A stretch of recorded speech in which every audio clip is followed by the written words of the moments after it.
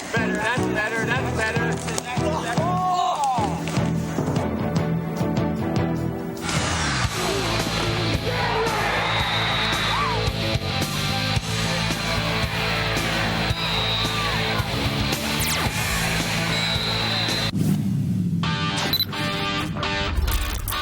Initializing big ticket startup sequence.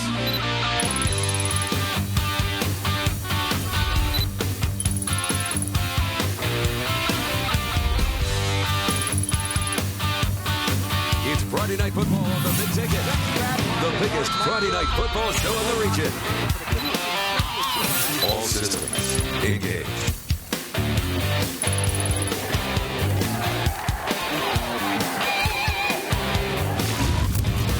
Stand by. 4, 3, 2, 1.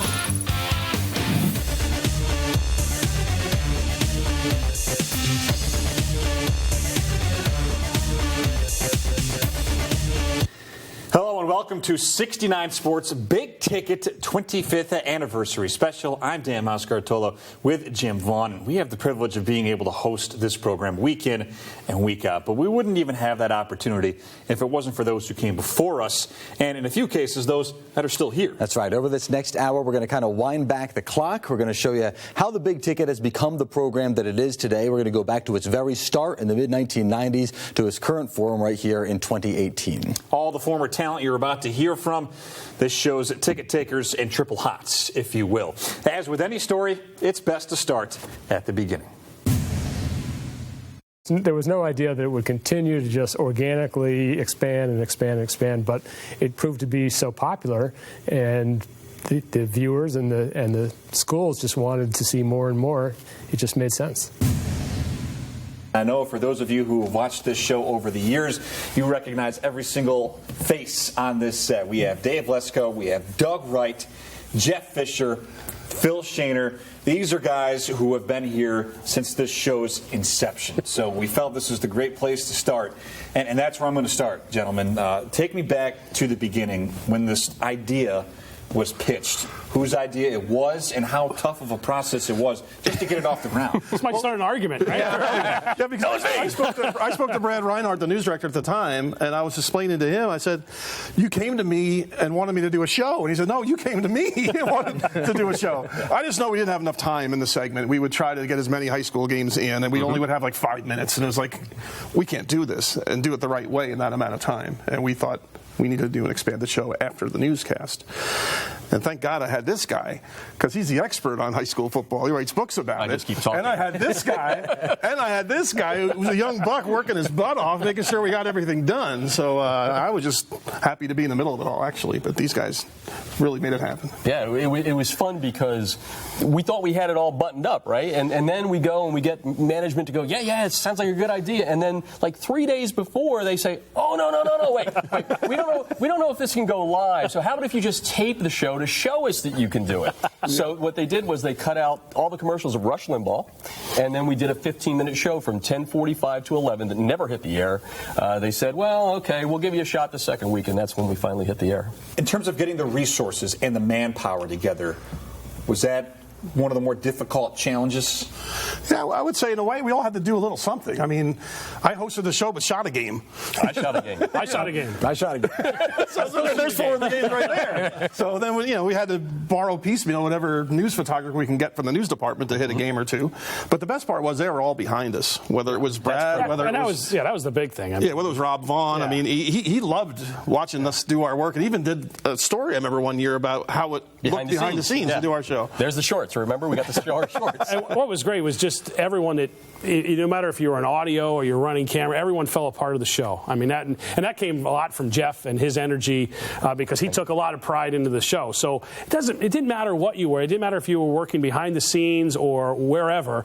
Everyone had an ownership to the show, and everyone wanted a good show, and everyone was behind it. And I don't think I've ever worked anywhere where everybody was so behind a show like that. That's what made it so special. When it first hit the the air. I understand you took off. Coaches, players, everyone in the area was just awed by this new program. Yeah, and we were talking earlier, if you remember, Doug, that, and I remember you doing the game Central Catholic at Berwick up in Moosic, Pennsylvania. Yes. There at the baseball stadium. And at that point, Berwick is winning national championships. Central's knocking them off to climb themselves up. So we kind of hit the wave as it was coming up. Central Bucks was good. So as soon as that started bubbling up and they realized that we were here to promote the kids, the coaches, the schools, and the communities, they were like, hey, we're all in. Yeah, the community's behind the show. We talked about all the people working on the show being behind it.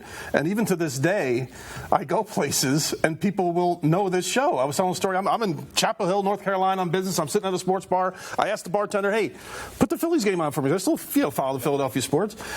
And the guy's like, hey, I'm from Philly too. And I said, well, I used to work in Allentown. And he's like, oh, yeah, what did you do? I'm on TV. Oh, the big ticket. Wow. And it's like I'm sitting here at a bar in North Carolina. The coaches really kind of just lifted us up. I mean, the Jim Morgans of the world, the Bruce Smiths over at Phillipsburg, those guys, Mcfadden. Coaches every week, they're like, hey, when's my game coming on? What time are we coming on? I can't wait to see my highlights. So it's still the same way. Philadelphia would do these flybys sometimes. They use a helicopter. And you'd get two highlights. You'd have a sack and a fumble, and the score is 45-44. Yeah. Okay, well, how do we get to that? And we kind of said, okay, we're going to do full highlight package, post-game and all that, and that was really what kind of lifted it. How did we get the name? Because I remember we were in the office, and we were kind of, I don't know if you guys were there or not. I know Steve Masiolik, a photographer, was there. I just heard that's what we were calling it. So I had no I kind of sort of came up with it.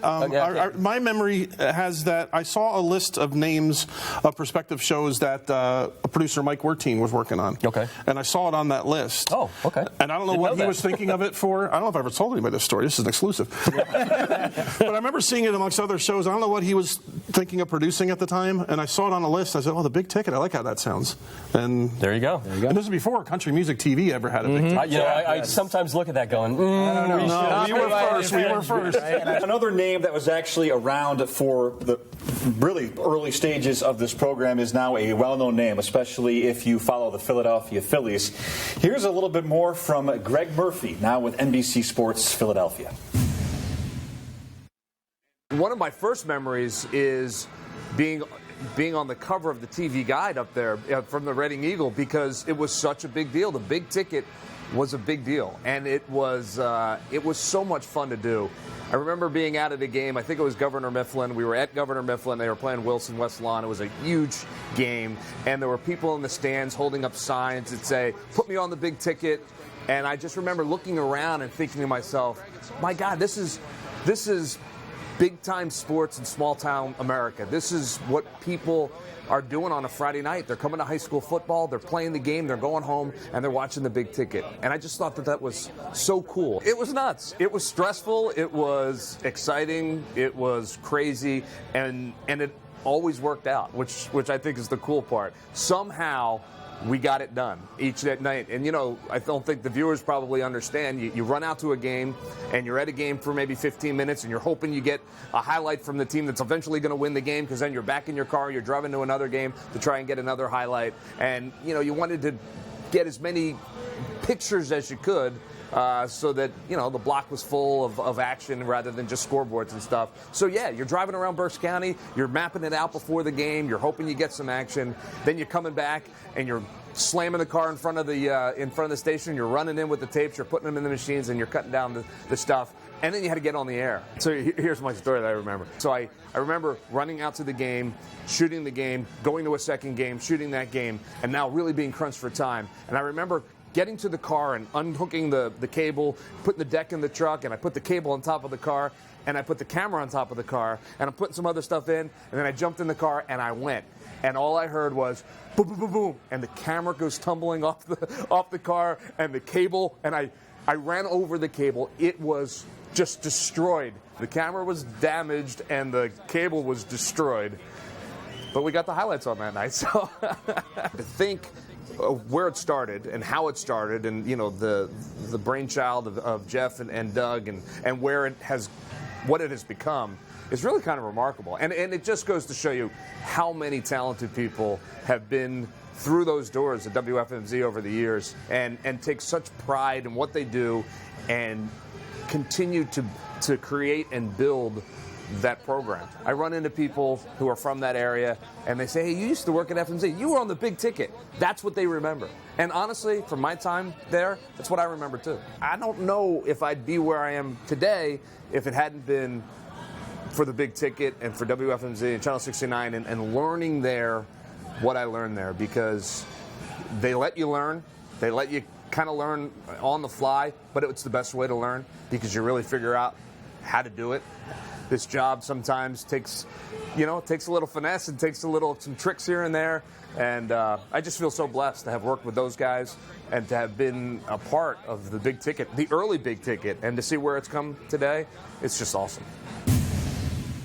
I do a lot of Phillies games, obviously, during the summer. And when I told Greg, I saw him down there one day, I knew we were going to end up doing this special, this fall. And I said, hey, would you be interested? I don't know if your schedule's going to allow you to come up to the station, but would you be interested in, at least taping something? He was absolutely 100% on board. I interned here with Doug, and the former sports director before Doug. So I got to shake his hand and Jeff Fisher's hand for giving me my start, because you have them to thank, or maybe you have them to do it if you don't like me on the air. The guys that got it started and are responsible for the program that you watch every Friday night in the fall. Gentlemen, thank you so much for joining us here today. It was fun. Thank you. It was great. Thank you. It was great. You know that the kids love it. They love it. Well, heck, the cheerleaders, they're involved. And you get the crazies down there at Cottingham, hitting with kitchen utensils and everything else. It's an exciting thing, and it's exciting for the kids, which is the most important thing. It's something that I think the kids really enjoy.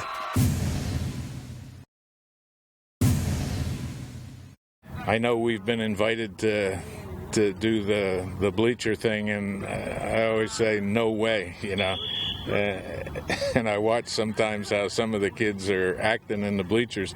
I do have to say that Conrad Weiser was probably the best behaved team I've ever seen on there. Makes me think that maybe someday I might assign one of our assistants to go do it, not me.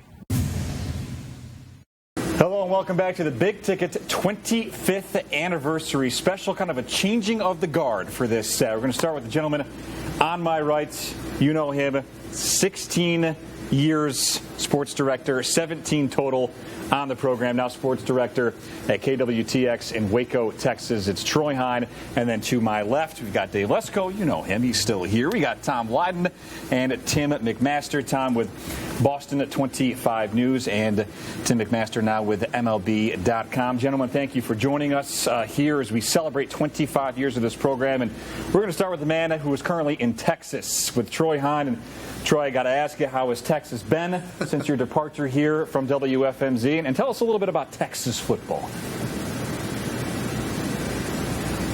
Boy, I tell you what, it's been hot, first of all. It's been very, very hot. We had a very hot summer here, and it's not for the faint of heart. But Texas football is great. We have, obviously, Texas football legend is what it is. The players are big. They're physical. We have 6A to 1A, and when you show up at a state championship high school football game, there's 40 to 60,000 people there some nights. So Texas high school football is exactly what you think it is. It's a lot of fun, and it's been an interesting change from what I saw up there for 16 years, which was also a lot of fun and very good as well. Off the gridiron a little bit, people may not know that when we were doing the Big Ticket together here hosting, our day started around 7 a.m. on a first tee at a golf course around the area. Is that a tradition you've taken to Texas with you? Every week. Yeah.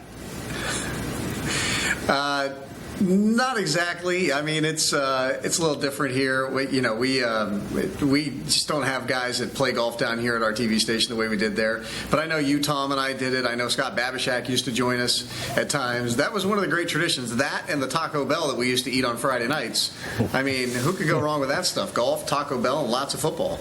Troy, if you're like me, as the years pass, it's almost like people who fish. The fish get a lot bigger. A game that had 5,000 people suddenly had 10,000 people. The memories grow, and I think that's because, personally, I appreciate them. And I would guess that you appreciate the significant memories that we were able to witness firsthand. When you start thinking about your best memories here, what are the first few that jump to mind? Well, I mean, there were a lot. I think first what jumps to my mind is the players, the great players that we had, and how much fun we had doing the show. And I think back to, you're the one that asked the question, so I'll throw this out there. Years after you were gone and you're in Detroit, Chad Henne's an NFL player, and he comes to Detroit for a preseason game. You guys are hanging out, and I sent you a video of him in high school when you were here. I mean, it's the impact the show had on me. It's the impact the players have had. And I think those are the memories that I hang on to more than anything. And then you kind of look at some of the fun games. I mean, how many games did we do in snowstorms, state championship games, things like that? The sleet and rain, the year in Neshaminy and Penarta were both there. The great plays in the biggest games. I think it's that kind of stuff that sticks with you, but mostly the really great players we had. Troy, you mentioned Chad Henne, and it's funny. His freshman year at Wilson High School, Tom Lydon was the Berks guy here at 69 First game I covered was his first game in high school. His next 3 years at Wilson, I was in Berks. Then he left Reading, went to Michigan, and Tom was out in Michigan. His senior year playing Ohio State in his last regular season game, I drove out to Michigan and covered Chad Henne and hung out with Tom at the game. So it is kind of amazing. I guess that says something about this business as well, but it's a small world. I've hung out with both of you in the last 2 years at NCAA tournament events. I ran into Tim in Boston at a Red Sox game. What people don't understand, I think, is how close-knit our group was. The people doing the show, we had to be that way or the show wasn't going to work the way it did. There was an obvious love for what we were doing, but I think there was so much respect and camaraderie in our office that it really makes the show what it always has been. Some guys I never met. I never met Doug Wright, but we all sort of carried the torch that was passed from them to us, and it got better. I think, like anything else, you want it to get better when you leave. You want to come back in the building and be like, I don't know if I could still do that. I don't know if I'm good. They're a lot better than I was when I did that show, and I think that's the evolution of anything that you want to work on, any piece of art, and that's what this is. And Tom, you and I walked into this room today. And it was wow. I mean, it's amazing what this studio has become and what you can do now on the big ticket because of this room. We tried new things. We tried different things. We tried to make the show bigger and better. We mic'd up coaches at one point at practices. We mic'd up referees at one point in a game in a mud bowl. We had our own band for a year. That didn't work so well. But we had our own band in the studio for a year. I mean, we tried all kinds of stuff. The show has grown, year after year. Some of it was great. Some of it wasn't. The Halloween costumes were always fun. But I think that's what, you guys are driven guys. I'm a driven guy. I think we wanted to push it as far as we could every year. We were able to expand our highlights. We could show more highlights than anybody else does on a football show of each game.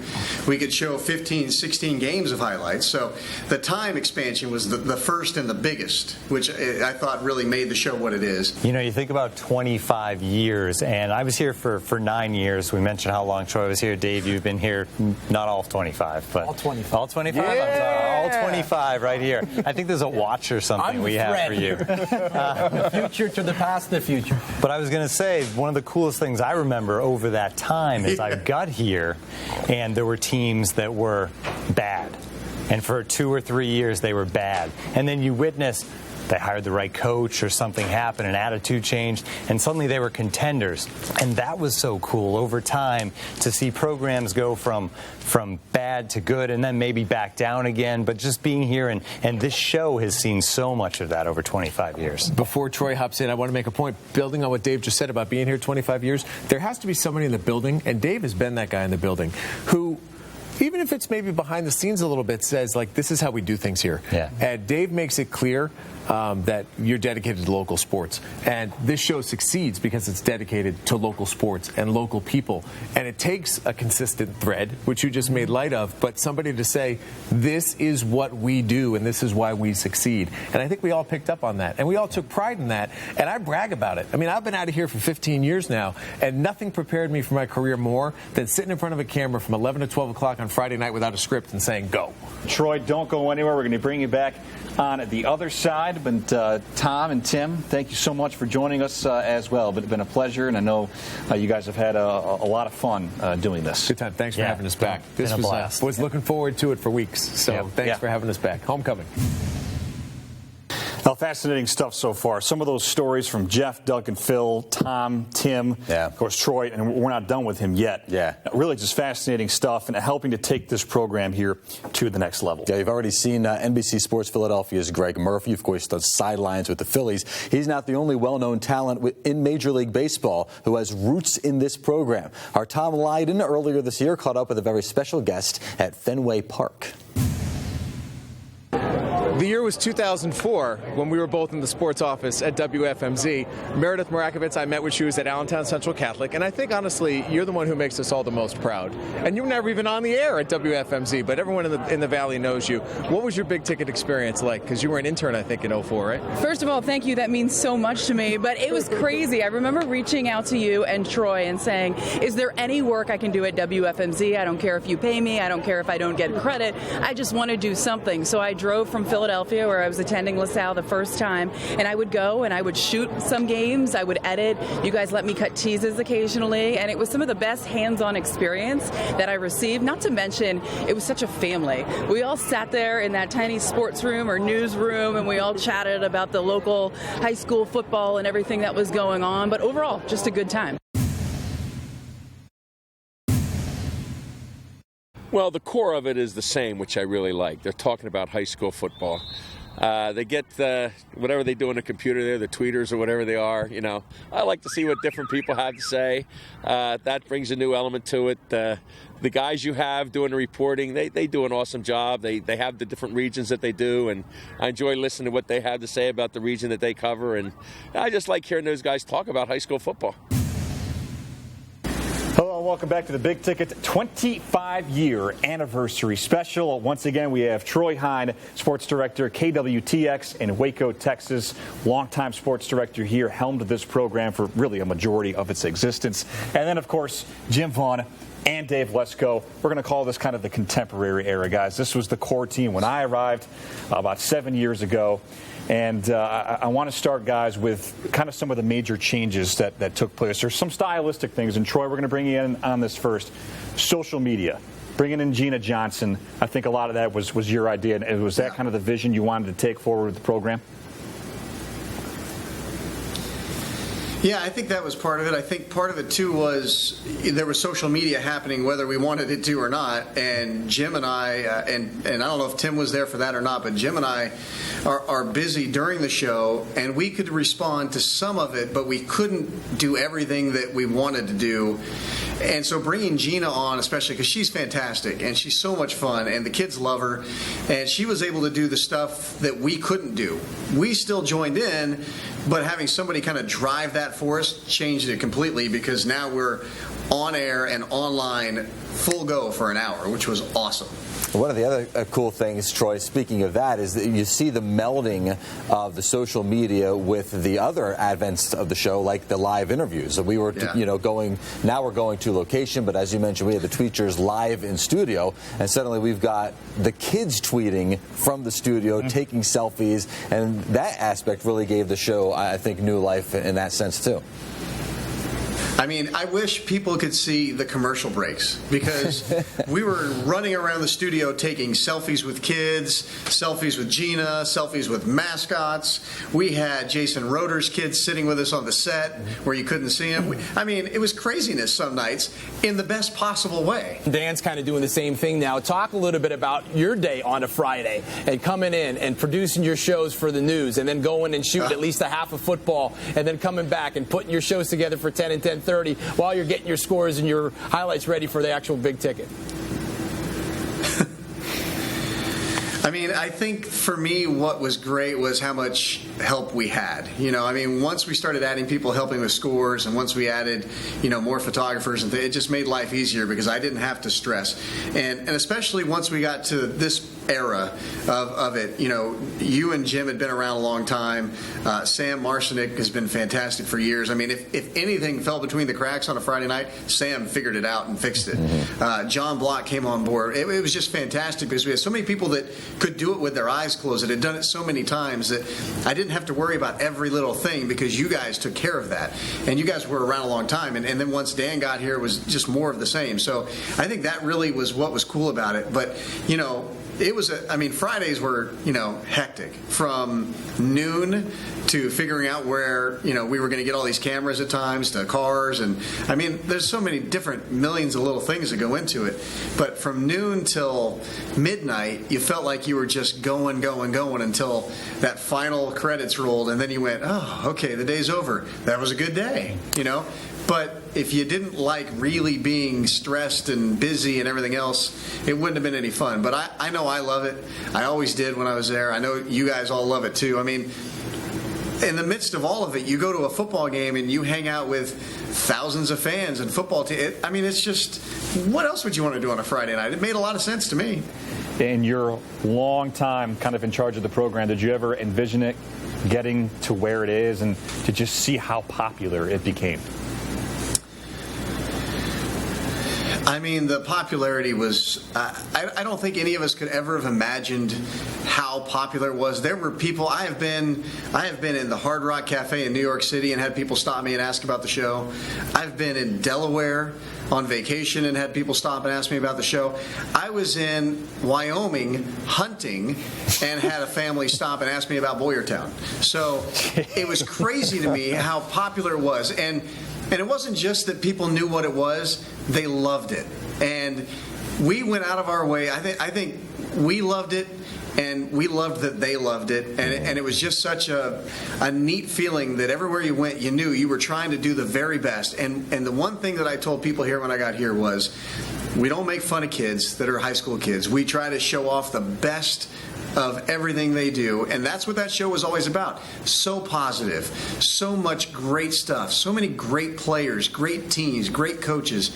And I think that's why, because of the tone of it, I think that's part of why it was beloved. But I never thought that it would be as big and as beloved as it's turned out to be, because it is almost as big as the TV station itself in a lot of ways. People know that show that maybe don't watch other stuff on that show, on that station. So it has been just remarkable to me what's happened. It was great hearing from Troy in the driver's seat of this program for so long, and all the graphics, social media, the technological changes that he saw during his time. Pretty impressive. Yeah, think about it. So we've been on for 25 years, and Troy really captained the ship for more than half of that run, and he took it from, he kind of took that torch from the guys that we've talked with and really got it to the point where we pretty much are today. So he deserves a ton of credit. Yeah, absolutely. And throughout the show, you've been hearing from some old coaches who've been here since the start. Well, we have a few more current coaches who were once players on the big ticket as well. Northwestern's Josh Snyder is one of those guys. For people like Channel 69 to come out and promote high school sports is something that's, I'm very fond of and close to my heart, because it's played such a big role in my life and as a player, and giving back to my community now as a coach and a teacher. So coming full circle now, coaching and, dealing with it on that end is just what the show has come to be is awesome.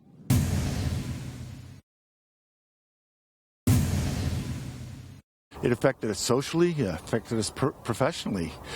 Socially, gosh, it used to be after a game you went to your local watering hole and then you went home. Now it changed everything. You went to each other's houses and you went and watched the ticket. Professionally, it really opened our eyes, because, as our schedules changed and we couldn't get to play teams out of the area, we at least got to see teams out of the area. And I think that's the biggest thing. You got to find out what's going on in District 1, what's going on in District 3, and it was really a unique concept. Well, as we just talked about with Troy Hines, social media is certainly on the rise towards the later part of his tenure, and he did a really great job of integrating a lot of kind of components of social media, even when social media was at its infancy here on the Big Ticket. Yeah, before social media took off, Troy was kind of all over that, and he implemented this live chat, which was a program that was kind of designed to interact with viewers before, again, social media was pretty prominent. There was no mic on the live chat person at that time, but it still gave us an opportunity to kind of interact with the viewers as the games are going along. Of course, now we have a whole lot more. The era of chat seems so simple. Now, Gina Johnson, we have Twitter, Facebook, and Instagram. We have it all, and we have people who interact with us every single week. I feel like they're my friends, you know, because they're always sharing their stories. And we actually have a couple of them to share, interspersed with some history of the big ticket in our little segment for this show. So we're going to start with Mike Bell, who tweets me every single week. But he shared this awesome post on Facebook telling us how he started watching Big Ticket in the early 2000s. He would come home from the game, wind down at 11, put it on. Now he says he goes to the games, which we know because he sends us awesome photos every week. And he's even caught the morning replays. He says that the Big Ticket doesn't look like a local access show. It's produced well, and it's produced as well as anything you'll find on the national sports networks. And he says, congrats on 25 years. Thank you very much, Mike. Yeah, Mike's awesome. He's a really great viewer. Now, this is taking us back a little bit. Now, we talk about our tweeters, and you guys may remember we had them in the studio before. This was actually our first group right here. You look at our old green graphics and everything. Jimmy, Steve, Maddie J, that's Tim Cox. They were our photogs. They used to be in the studio, and that's sort of how this tweeters started. They used to tweet during the show and just stay because they loved football so much. And wasn't it that guy in the middle who coined the term tweeters? It is, yes. And who is that, Gina? That guy in the middle would be my husband, Jimmy. Yes, he was also a shooter for Big Ticket before we had kids, and while we had them too. And here's another kind of advent of the show here. When we got our storyteller, it kind of added another element to the show. We got to see you guys stand by that and show some cool things and swipe across and make fun of it when it wouldn't play the things. Which was every week. That's right. The old stairwell too. How about that? And this is Joey Mcfadden. He went to Central Catholic in 2000-2004. He said you'd be lying if you didn't skip the locker room shower to make it home in time to watch your highlights on the Big Ticket with Troy Hine. Awesome. So, I mean, that just goes to show you people still talk about the Big Ticket, still love it, still watching it this day. We had to give this shout out to Berks Catholic, our first group of tweeters that drove to Allentown from Berks County to be in the stands with us. Yeah. And that was when we used to also do selfies with Troy, which was the thing, the selfie became a thing. But you could see everyone's in there, coach as well. Jim's in the back somewhere. Dan, I think you're probably in there too, but there's so many of them. And the best dressed tweeters of all. They were the best. I mean, you got to love the Catholic school uniform. I had one myself. This is just some of the fun we used to have before they had food. We got cookies. This Troy, Jim, and I one night chowing down on some cookies while in the tweeters. Always a good time. And Randy Block says, plant the rock in the Magic Garden. Listen for that every week. Dave Lesko. Twitterless Lesko That's right. is still a legend. It doesn't matter. Everyone listens for Dave Lesko-isms. And a quick, Randy Block's son, John, is one of our top shooters. Oh, yeah. I didn't realize that was Johnny. Okay. And here's another kind of a tradition, Big Ticket. Halloween was a huge thing for us. And once we got social media, it was even more fun. We used to dress up sometimes. Then it evolved into my favorite, bringing the mascots into the tweeters. That was awesome. And the Green Man always appeared, and Batman always appeared. John Hayden, big shout out to him too, one of our biggest fans, I would say. And I want to finish with CB East Football sent us this tweet saying that Big Ticket's everything that is right about covering high school football. We get it right, always have. Cover enormous geographic range with speed and quality. Nobody does it better in PA. Got to toot our horn a little bit, but really, I got to say, from the tweets we get from people from across the area, the viewing area, I mean, really, it's been pretty awesome, and I think it's just going to get better over the next few years. So we're going to continue to find ways to add more and get your videos on, and we've had a lot of great developments here over the last few years. Oh, yeah. We're not going to stop. So sure. And we love these people, so always stay tuned with us, Just keep in touch via Twitter, Facebook, everything else. So. All right. Thank you very much, Gina. No problem. That wraps up the social media segment here on the Big Ticket 25th anniversary special. We, of course, have much more here as we move along. It's knowing that anchor, knowing those anchors, knowing the teams, knowing how they interact with one another, when they're joking with one another out on the set, when they're having fun, and just going along with the flow sometimes and not driving the show, but letting it be driven from out in the studio. Now you guys cover the game so great. You have video. You're watching the players. You actually sort of get a little bit of idea of the different types of offenses that are being run out there simply by watching the Big Ticket. You've become sort of the ESPN type high school football video that everyone dreams about. Now, coming down the home stretch here on the Big Ticket 25th anniversary special, of course, now joined by Dave Lesko and Jim Vaughn. you know these guys. And it would not be right to end an episode of The Big Ticket without handing out some hardware and recognizing some of the top performers. How about over the course of 25 years? This was a difficult process. A very difficult process, and that's how we're going to preface this. We took votes from all the former talent that you've heard on this show. We talked internally. We had feedback from coaches and other people who have been in this area for a long time. So this isn't the end-all, be-all, but we figured at the end of the day, these were the guys we were going to recognize. And so without further ado, let's start off with the all-big-ticket team quarterbacks. What really jumps off the page to you? Well, obviously Brendan Nosovich being a Gatorade All-American or whatever that award was. Country. I mean, he really had a heck of a year and led that team to a state championship, obviously, and and it wasn't just that 1 year. I mean, he had a heck of a career, with Central Catholic. For me, and it goes beyond even the list. So you see Anthony Gonzales there, who was a similar guy, killed you with his arm and his legs, won a state championship just like Nosovich, but he was preceded by Danny Persa, who went to Hershey twice. Similar type of skill set. And then you look at a DJ Lenahan, who won a state championship at Wilson. Right after him came Tyler Smith, who I believe broke a lot of his records. So some of those schools in that era doubled up on these generational type of quarterbacks. Also Dick Hammer's grandson. That's right, Tyler Smith. Good reference, Dave. That's right. So now we'll move it up to the guys that they're handing the rock off to. And really, again, a ton of great playmakers on here, both young and old. Yeah, I don't think you can point to just one kid and say he's the best. From a number standpoint, James Mungro and Austin Scott, at the top of that list. But what jumps out to me, again, similar to the quarterback, so you had some of these kids going back-to-back at the same school, like Saucon Valley with Evan Culver and then Nick Savant. You could throw Ian Sissick in there from this year, the running backs that they've had over the last 5 years alone at Saucon.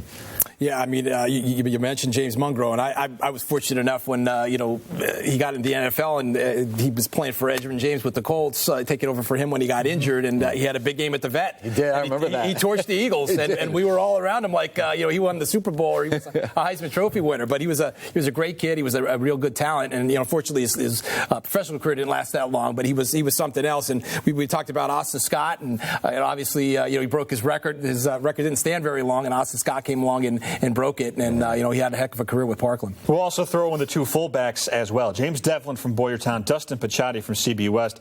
Devlin now a multi-Super Bowl champion with the New England Patriots. Yeah, with his Boyertown Bears and now getting it done with Tom Brady. But Dustin Picciotti, those were legendary teams for a legendary coach, and Picciotti was kind of the bell cow for those teams. And he was a big back. Yes. And unfortunately he ran into some concussion problems at Pitt, and his career, was obviously cut short as well. We're not done with the skill position players yet. We got to move on to wide receiver now, and just like the first two lists, this one was really tough to make. Well, I think Dave started off this whole conversation talking about Brendan Nosovich. We should probably start this position with Kevin Golias, because he ended his career with all the records in District 11 receiving-wise, and that probably, at least for my money, Nosovich to Golias was the most prolific pass combo that I've seen since I've been here. Yeah, it was Montana to Rice. It was. On a smaller level, I look at Josh Snyder and just not to go backwards too much, but obviously, not to overlook Brett Snyder, his brother, and the valiant battle that he's had with ALS, and had a pretty good career at Lehigh as well. It was early on in the big ticket, but I remember him. I mean, he was just a battering ram, and he would take off and score and get yards for Coach Mitchell, and he was a very important part of that offense. All right, now let's move into the trenches. Offensive linemen and defensive linemen, the big guys up front that are making all those guys we just talked about look good or look terrified, depending on which side of the line they're on. A couple of these guys actually ended up in the NFL. Yeah, on the offensive side of the ball in particular. Dan Copen, how about multiple teammates of Tom Brady in Super Bowls from the big ticket coverage area? And then Ross Tucker, who not only played in the NFL, but now is making a name for himself as a broadcaster at the highest level. Fantastic broadcaster. We talked to him at last year's Super Bowl. Yeah, Levi Brown, obviously, I'm more partial to him because he's a Temple guy. So, we liked Levi Brown. All right, let's move on to the linebackers. A couple of guys who could really hit, really run. Gentlemen, I saw two of these play. I saw Alex Anzalone and Jan Johnson play. Anzalone now in the NFL with the Saints out of Florida.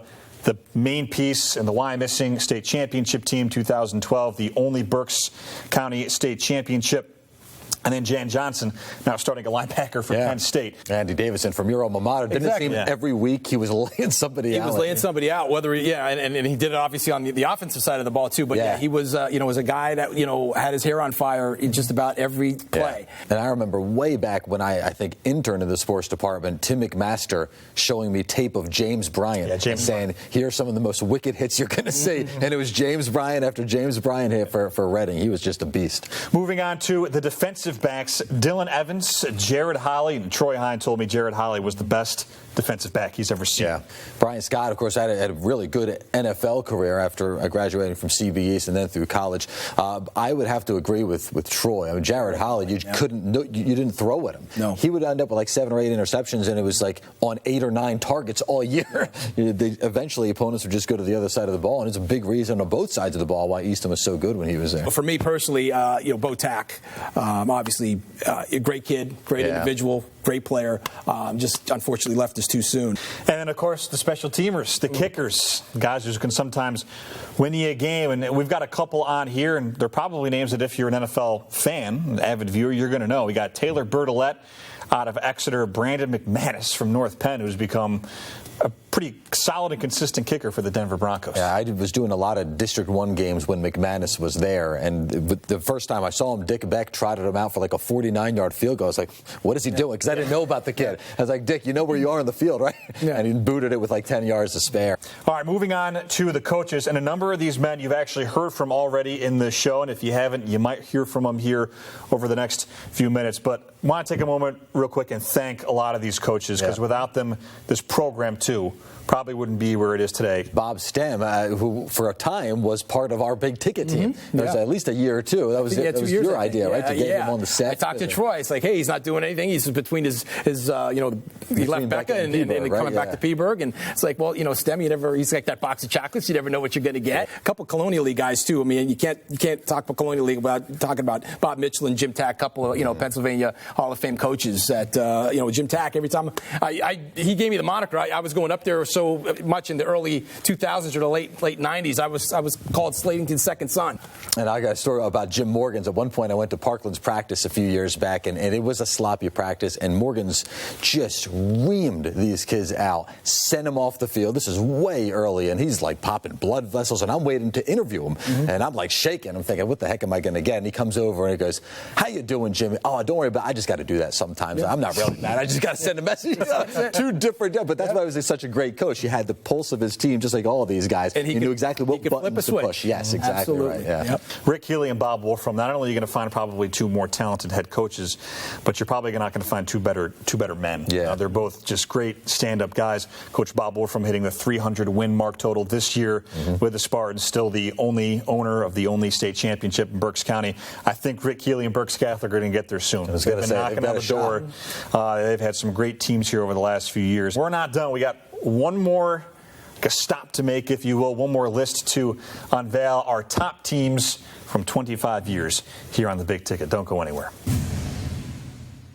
As a player, you just wondered if you were going to be that team that would be focused on and highlighted on the show, and you'd race home and get ready and stay up a little late with your teammates to watch it. And now it's kind of the same thing, except now I'm racing home and try to get there with my coaches and get together and see if we're the team that's going to be on or not. So it's just been a great thing for all these years, and it's something to be excited about, because football is big in Lehigh Valley, and you guys have been able to showcase that.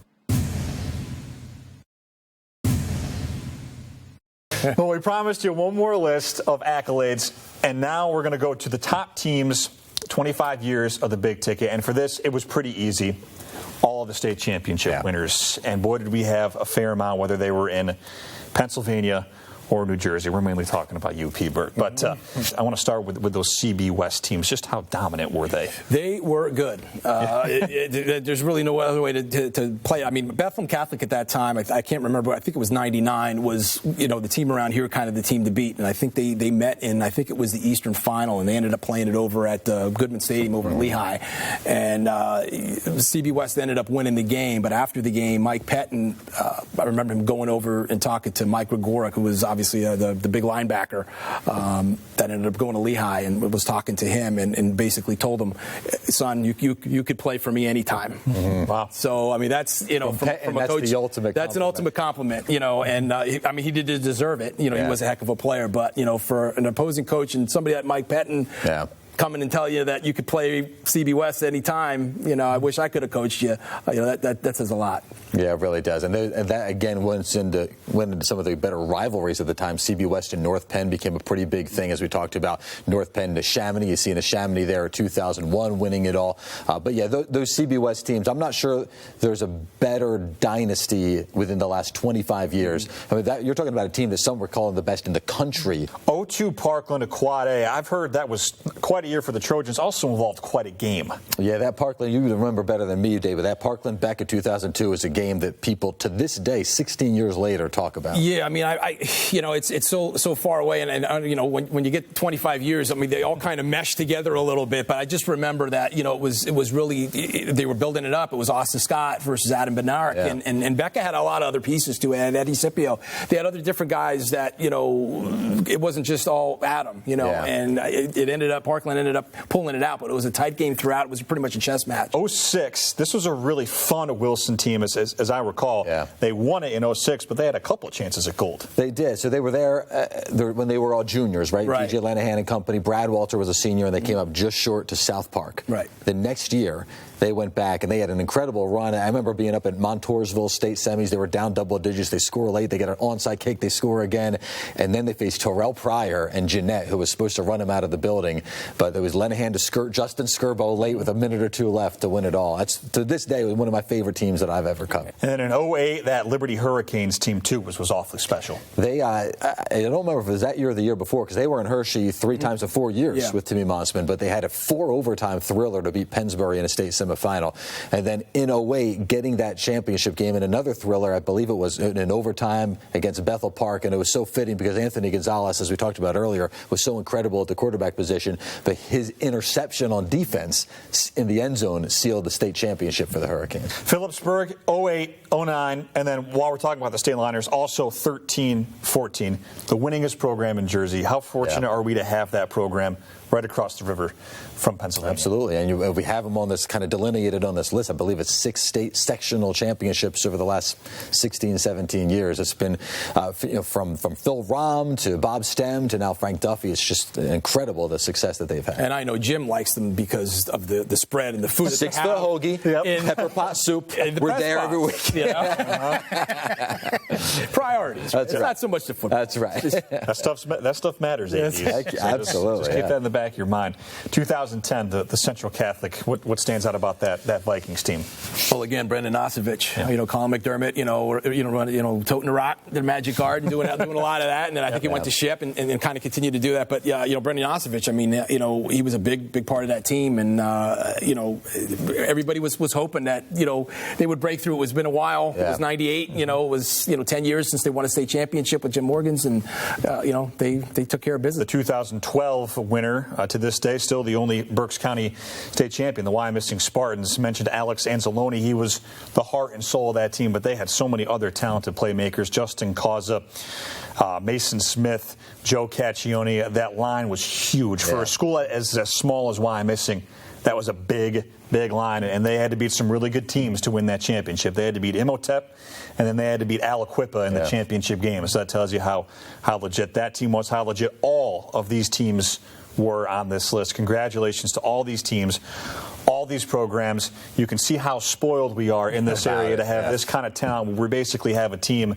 at least going to the state final, or at least deep in the state tournament, basically every year. We're going to put it all on the website because, unfortunately, there's just too much for us to fit in the time slot that we were allotted. So we want to let you know that you can go on there and see everything in its raw version and see everything that we talked about, because there are some great stories. There are some great tales from teams. I had a lot of fun sitting on the conversation with these guys about the start of the show, because that just blew my mind. I was 6-7 years old when the show started. So to hear some of that was incredible. Yeah, it's must-see TV or must-see internet, I guess. Closing thought, Jim? it's just been an honor, honestly, to play a small role in the last 25 years. And I haven't been there as long as you have, Dave, but it's just been, I grew up watching it as an Upper Perk grad. We didn't have great teams, but it still was fun to go home from the games and see if at least your score would be on the big ticket, and then to see what they were doing in the Lehigh Valley. And to be able to be a part of it and get to do highlights today, it's surreal, and it's just a privilege to be a part of. Yeah, I mean, Emmaus wasn't that great back in the day either, Jim. They're not like they are, in 2018. But no, it's been fun. It's been 25 years, and again, as I said, it's over half my life that I've been associated with this show. So I obviously enjoy it and continue to do what I do because I love being able to showcase talents of all our local athletes and coaches, and it's really been fun. Well, we appreciate everything you've done. I appreciate it. For sure, man. Thank you. And everyone who did it before you as well. Guys you've all heard from on this show, we thank all those guys for taking the time out to join us. I know they're busy, and we had a blast doing that. And since I've taken over the show, I've just tried to carry the torch, add a few little things here and there, but I have loved every second of it. And from the bottom of my heart, I thank those guys who set the tone, made all this possible, because we wouldn't have this amazing opportunity without them and without the viewers, the players, and the coaches. So for Dave Lesko, Jim Vaughn, I'm Dan Mascaratolo. Thanks for watching. This has been the Big Ticket 25-year anniversary special. See you next season.